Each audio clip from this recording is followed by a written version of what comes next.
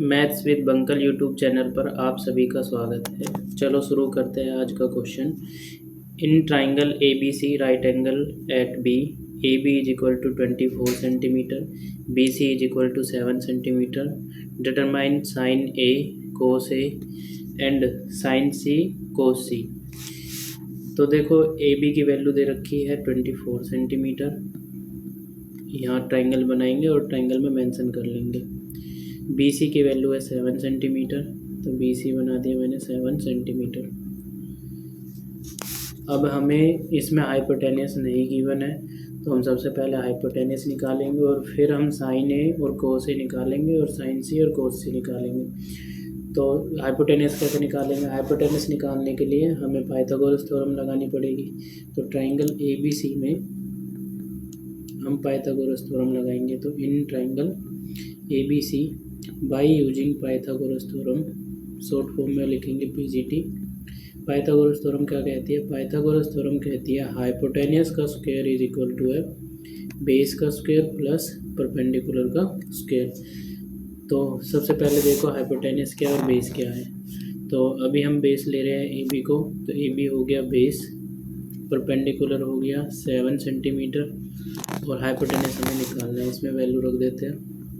H square is equal to है base की value 24 का स्क्वायर प्लस परपेंडिकुलर की वैल्यू है 7 का square. H square is equal to है 24 का स्क्वायर हो गया 576 प्लस 7 का स्क्वायर हो गया 49, और जब इन्हें ऐड करोगे तो ये आ जाएगा 625। एच स्क्वायर बराबर हुआ 625 और एच बराबर हो जाएगा अंडर द रूट 625। तो 625 को जब रूट निकालोगे तो वो हो जाएगा 25।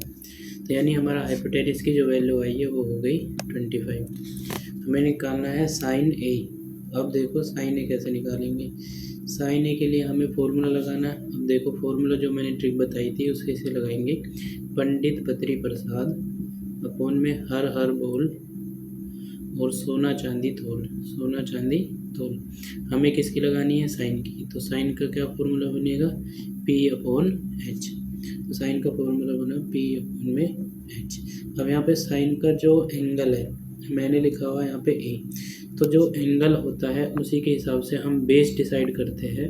तो ए के हिसाब से हमें बेस डिसाइड करना है। ट्राइंगल में हम देखेंगे जहाँ पर ए बन रहा है, जहाँ पे एंगल ए बन रहा है हाइपोटेनियस के साथ में, जो उसके साथ में जो साइड बनेगी उसको तो हम लेंगे बेस, और दूसरी अपोजिट साइड जो होगी उसे हम लेंगे परपेंडिकुलर। फिर से बता रहा हूँ, एंगल ए ये रहा और इसमें जो साइड बन रही है हाइपोटेनियस के साथ में उसे हम लेंगे बेस और अपोजिट साइड को हम लेंगे परपेंडिकुलर। ये बात ध्यान रखनी है। तो रखो वैल्यू। परपेंडिकुलर की वैल्यू हो गई 7 सेंटीमीटर, हाइपोटेनियस की वैल्यू होगी 25 सेंटीमीटर। ऐसे ही हम निकालेंगे कोस ए की वैल्यू हो गई। कोस ए का फॉर्मूला बनाओ पहले। कोस ए का फॉर्मूला है बी अपॉन में एच। तो कोस ए का फॉर्मूला होगा बी अपॉन में एच। बी की वैल्यू कितनी है? बी की वैल्यू है 24। एच की वैल्यू कितनी है? एच की वैल्यू है 25। ये हो गया पहला पार्ट। अब जो इसका दूसरा पार्ट दिया है उसमें पूछा है साइन सी और कोस सी।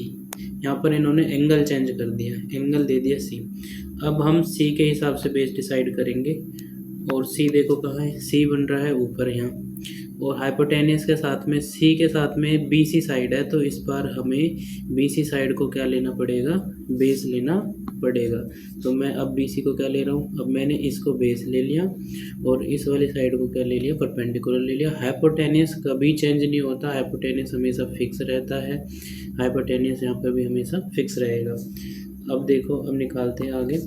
हमें निकालना है हमें साइन सी, और ये भी ध्यान रखना है कि कभी फॉर्मूला चेंज नहीं होता।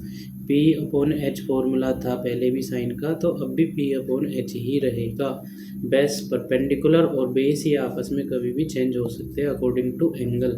अगर एंगल चेंज हुआ तो परपेंडिकुलर और बेस चेंज हो सकता है, लेकिन साइन और ऑल ट्रिग्नोमेट्रिक रेशियो का जो भी फॉर्मूला है वो हमेशा फिक्स रहेगा।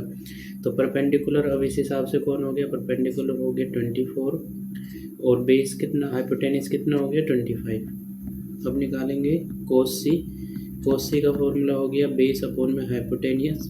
बेस की वैल्यू कितनी हो गई, बेस की वैल्यू हो गई इसके हिसाब से बेस, ये देखो ये रहा बेस कितना हो गया 7 सेंटीमीटर और हाइपोटेनियस हो गया 25 सेंटीमीटर। तो मिलते हैं नेक्स्ट वीडियो में। Thank you for watching this video.